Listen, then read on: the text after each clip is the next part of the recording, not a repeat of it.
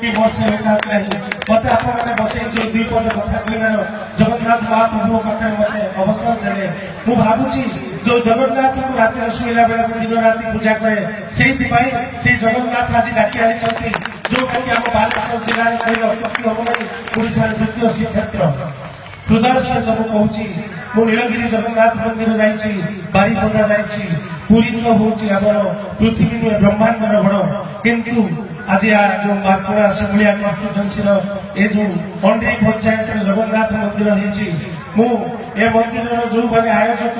जो मैंने निजक उत्सर्ग कर हृदय सहित से धन्यवाद दूसरी आ मोर पारिश्रमिक कही जाऊँगी हृदय सहित कहूँ मु जो परिश्रम कर पारिश्रमिक करुच्ची निश्चित रूप से ही प्रभु चाहिए मुझे आरोग्य रोगमुक्त है भी किसी मोर झाड़र पैसा लगे मुझे आप प्रतिश्रुति दे जाऊँगी जय जगन्नाथ जय भक्तगण जय साधु साधुगण समस्त आरोग्य रोगमुक्त मो भगवान पाखे प्रार्थना करुच्ची समस्त क्रूर हूँ ना कहीं आक्रोश करूँ ना समाज में परस्पर को हस खुशी रखु पशु व्यवहार करूँ कारण आम देवता पीठ अच्छा आम देवता होती जगन्नाथ महाप्रभु आम जगन्नाथ को भल पाइबा समस्त भल पाइबा समस्त सुख कामना कर मोर वक्तव्य शेष करुच्ची।